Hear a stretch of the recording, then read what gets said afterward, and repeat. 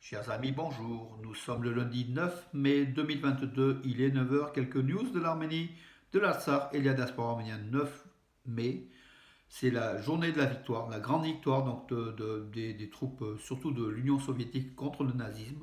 La victoire du monde aussi, hein, des alliés américains et tout le monde qui s'est mis contre le nazisme. Donc c'est une victoire importante pour l'humanité au prix de 40 millions de morts. Hein, donc voilà, lors de la Seconde Guerre mondiale.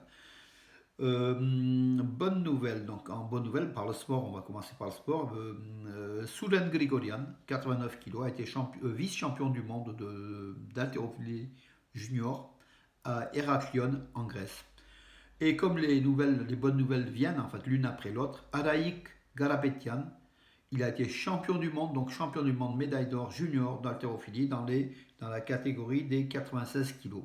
Donc voilà, l'Arménie a eu un titre de champion du monde, vice-champion du monde, médaille d'or, médaille d'argent, plus des petites médailles hein, au niveau des mouvements, parce qu'en haltérophilie, il y a plusieurs médailles qui sont distribuées, mais là, on parle réellement de titre, hein, donc champion du monde, vice-champion du monde. L'Arménie avait aussi déjà un champion du monde, donc on a eu deux champions du monde lors de ces championnats donc, du monde junior d'haltérophilie. C'est une nouvelle assez intéressante, hein, ça nous fait plaisir, mes amis. Donc, c'est pour ça qu'on a commencé par le sport. Et puis, notre international arménien Sarkis Adamian, au Club Bruges, pardon, l'attaquant donc, de l'équipe d'Arménie et de l'équipe de Club Bruges, a joué hier, était titulaire jusqu'à la 70e minute, donc avec le Club Bruges, qui a gagné 2-0 contre l'Union, son rival. Et c'est pour le titre de champion de Belgique. Hein, voilà, donc ces deux clubs sont à égalité. Voilà, l'équipe de Sarkis Adamian Club Bruges enfin, a des chances d'être champion de Belgique, championne de Belgique ou vice-championne. Dans tous les cas, l'an prochain, donc c'est la Champions League pour l'équipe de Sarkis Adamian, ce qui est un très très bon choix. Voilà, c'est une bonne chose. Voilà pour le sport. Oui, un petit Nora Arisian. Donc, elle était, je crois, députée au Parlement de Syrie. A été nommée ambassadrice de Syrie en Arménie. Son poste sera à Yerevan. Donc voilà, elle parle couramment l'arabe et l'arménien, bien sûr. Nora Arisian. Une bonne chose qu'une Arménienne de Syrie puisse être le trait d'union diplomatique entre Yerevan et Damas. Hein, voilà. Et puis les relations entre l'Arménie et la Syrie sont très bonnes. Hein. Et comme vous le savez, beaucoup d'Arméniens sont nés à Alep, en Syrie, à Damas. Moi-même, je suis né à Alep. Pourquoi Alep? Les gens demandent, mais beaucoup d'Arméniens sont en Syrie. Pourquoi? Ben, tout simplement, la Syrie était, comment dirais-je, Alep surtout, était une garnison ottomane. C'était donc sur la route de l'exil, du désert, du génocide. Mes grands-parents sont issus du génocide, ce sont des orphelins du génocide qui sont venus donc des déserts syriens, qui sont installés à Alep dans les orphelinats et qui ont donné naissance à la communauté arménienne. Hein, donc voilà, Alep. Voilà, c'est pour ça donc la relation entre Alep et les Arméniens, c'est lié au génocide, directement lié au génocide. Voilà, voilà. Très beau chiffre en Arménie, le tourisme est en hausse, donc il a été de plus de 250 000 au premier trimestre 2022, donc voilà, bien meilleur que l'an dernier, bien meilleur qu'il y a 2 ans, mais un peu moins bon que 2019, l'année de référence, où il y avait 333 000 hein, au premier trimestre, voilà, mais ça remonte tout doucement. Et le mois d'avril, il y a eu pratiquement 100 000 touristes, donc en plus, donc voilà, 96 938 touristes qui sont venus en Arménie. Ce sont des bons résultats, voilà, comment dirais-je, qui sont en nette progression, voilà. Et pour l'économie de l'Arménie, c'est très très très bien. Il suffirait juste que les avions de ligne donc, qui relient l'Arménie à la France, par exemple, soient opérationnels. Fly One Armenia donc, a été interdit, enfin, d'après la compagnie interdite de voler par le ciel turc pour venir en Europe et privant des centaines et des centaines de personnes de se rendre en Arménie ou de choisir d'autres compagnies aériennes. C'est dommage, c'est très dommage.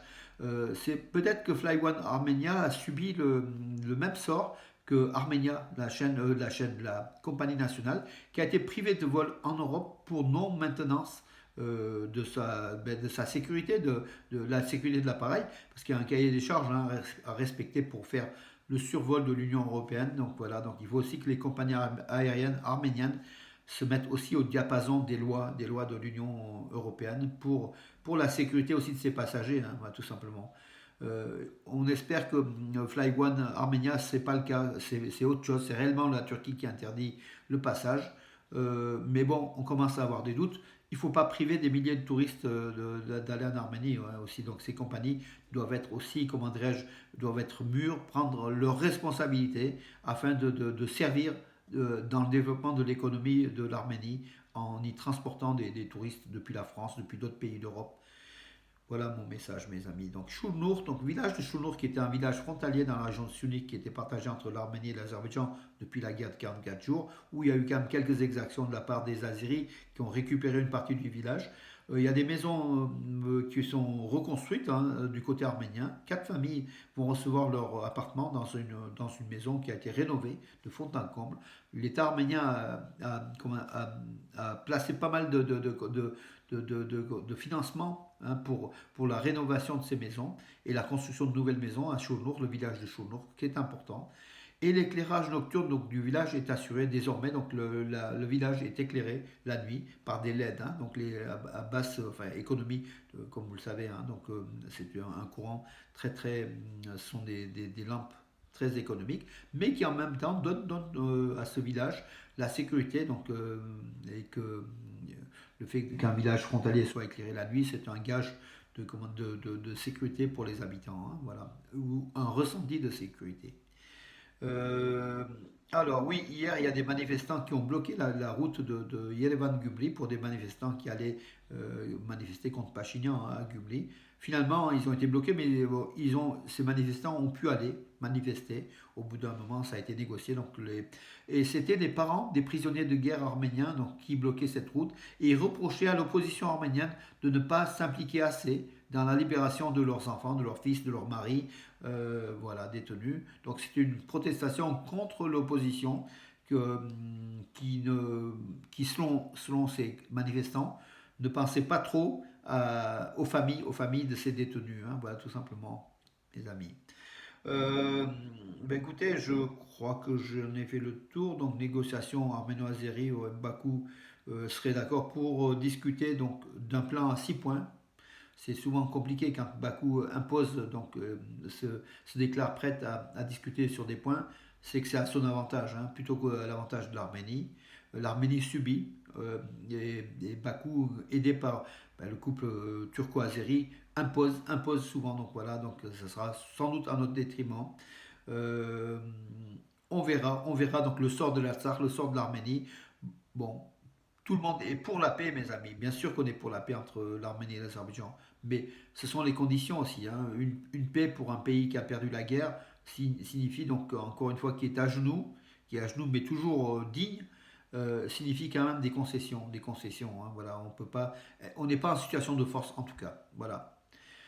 Écoutez, mes amis, je crois que j'en ai terminé pour aujourd'hui. Oui, juste un petit message à ceux qui affirment que je suis pro-russe. Oui, oui, je suis pro-russe. Pourquoi pro-russe?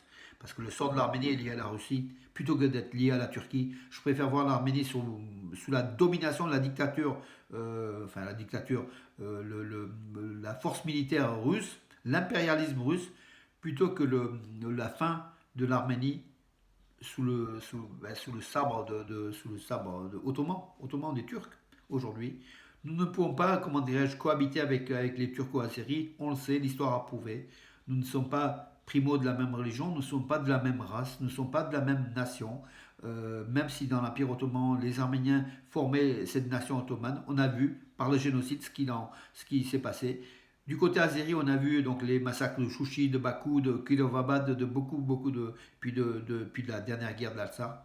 Nous ne pouvons pas cohabiter avec les Turco-Azéris. Par contre, avec les Russes, bien sûr, c'est la grande puissance de la région. On n'a pas, de toute façon, les Arméniens n'ont pas le choix. Ils ont la Russie et l'autre alternative, la Turquie. L'Iran, on n'en parle pas. Dans ce choix-là, je préfère le choix européen, enfin faciès européen, le face développement, donc le russe, plutôt que turc. Voilà pourquoi je suis pro-russe et que j'aimerais que la guerre entre la Russie et l'Ukraine s'arrête pour que la Russie retrouve sa stabilité, pour qu'elle puisse défendre aussi les frontières de l'Arménie et de l'Artsakh. Avec une Russie, sans la Russie, il n'y a plus d'Artsakh. C'est mon avis. Ce sera aussi un Artsakh azéro-turc. puisque l'Arménie n'a pas les moyens réellement de protéger, déjà de se protéger contre l'invasion turco-azérie. C'est pour ça que je suis pro-russe, mes amis, et je crois que c'est assez explicite, tout simplement. Mais je condamne aussi les exactions, hein, donc commises par l'armée russe en Ukraine, comme l'inverse aussi, hein, vous savez, dans une guerre, rien n'est noir, rien n'est blanc, c'est des deux côtés, donc les plans, mais il est vrai que c'est la Russie qui a envahi l'Ukraine, hein, il faut quand même pas l'oublier, mes amis. Voilà un petit. Donc ça, c'est pour tous les deux trois messages que j'ai reçus pour qui affirmaient que j'étais pro-russe. Oui, oui, mes amis, et vous comprenez pourquoi. Bonne journée et la victoire aujourd'hui 9 mai.